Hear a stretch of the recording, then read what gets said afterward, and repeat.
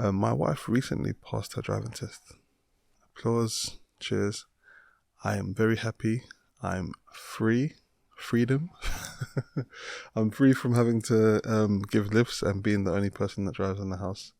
Now, the flip side to this is that, and what I didn't really consider was that it now means that I need to let her know when I'm using the car.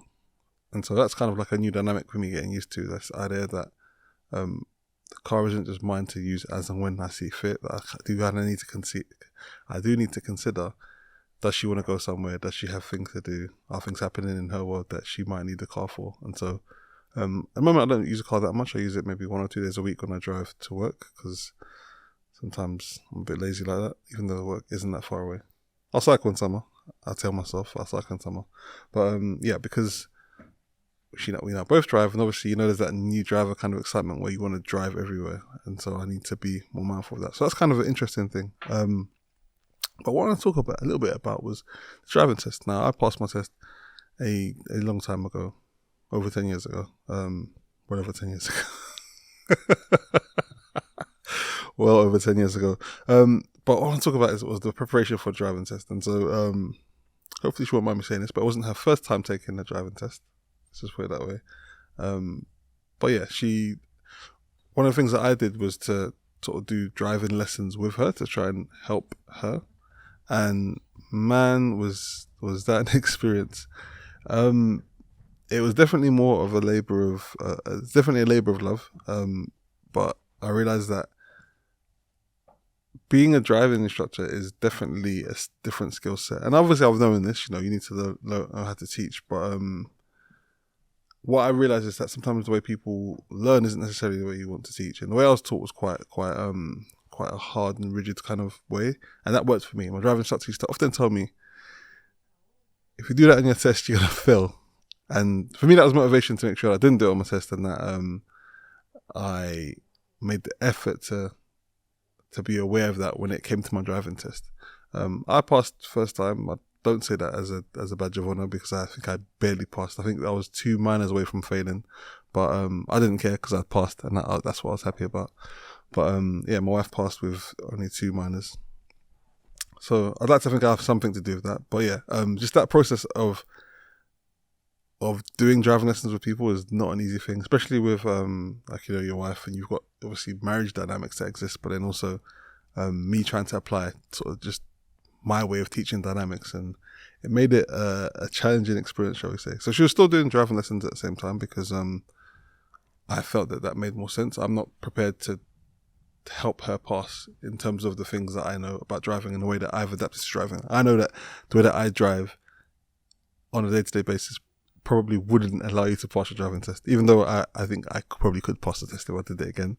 I've picked up habits and ways around things, and kind of ideas about how certain things are done, like positioning myself on a roundabout, and what I think is the safest thing to do versus what I think is the driving test appropriate thing to do. And so I was very mindful of that. And so she did driving lessons at the same time. But I also did like extra lessons with just me and her to try and help prepare for the test. And I think that was a really good thing, a really good combination. It saved a lot of money as well, because driving lessons are expensive now. When I was learning to drive, it was around 15 to 20 pounds an hour for a lesson, and you could do hour lessons. Now she's learning to drive, it's something like they only seem to do double blocks, and so it's like £40 at a time. Plus, if you want to do it on the weekends at certain times, it's extra. It's like having like a 1-to-1 phone contract back in the day, where it's free on weekends and free after a certain time. But anyway, it's just surprising to me that the cost of learning to drive now is so much higher than it used to be. And off the back of the pandemic, what is also an interesting thing that's happened is trying to get a driving test is really difficult now. It's not like it used to be. If you want to get a driving test, then you need to kind of factor in at least a couple of months, possibly maybe even longer, to get a test, particularly if you want it in a certain location. It's definitely something to consider. Like when it comes to that whole driving test thing, it's not like it was when I was doing my test and getting cancellations and rebookings. I mean, the whole test day in itself was crazy. So the first day she had a test, it was rescheduled because of I think she didn't feel like she was ready, which made sense. Then the day that it had been rescheduled to, it was rescheduled. And then the day it had been rescheduled to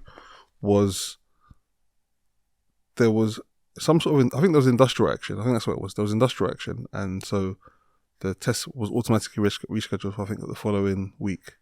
So the following week we get there and we go there to drive in the test center, and there is one examiner there. And I should get her to tell this story. I probably will at some point get her on the podcast to talk about that.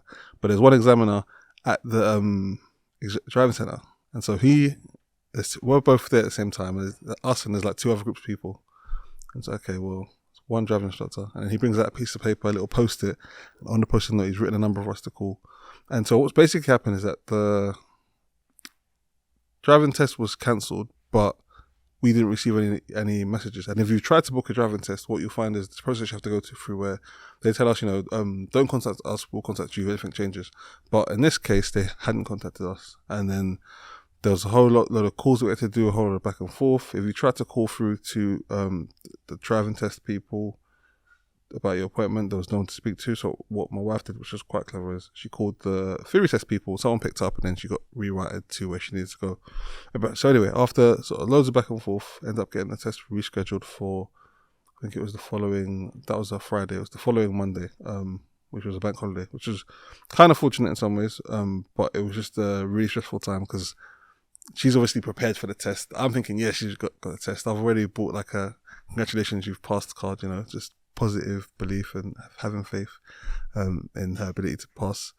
And it was just, it's just crazy. And so we come back there on the Monday, she does her test, she passes, and, all is right in the world once again, and there's lots of joy.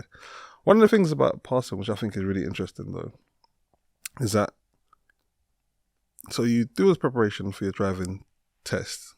You drive on A, sometimes B roads, maybe up to 40, possibly 50-ish miles an hour, but generally roads that aren't that fast. And this is all the more interesting if you're someone that's learning to drive in London, where so many of the roads have a 20-mile-an-hour speed limit. And so you'll find that for the most part, you probably spend most of your time driving around 20 miles an hour. But the moment you pass your test, you can go on a motorway. And that's always seemed a bit weird to me, this idea that you kind of prepare for driving on sort of slower roads and in town. And I get the reason for it, you don't necessarily want learners on the motorway. That's probably quite a dangerous thing. But at the same time, I think there's something to be said for there being something in between. And that brings me on to an accident I had when I first started driving on the motorway. But I'll speak about that a little bit more later on.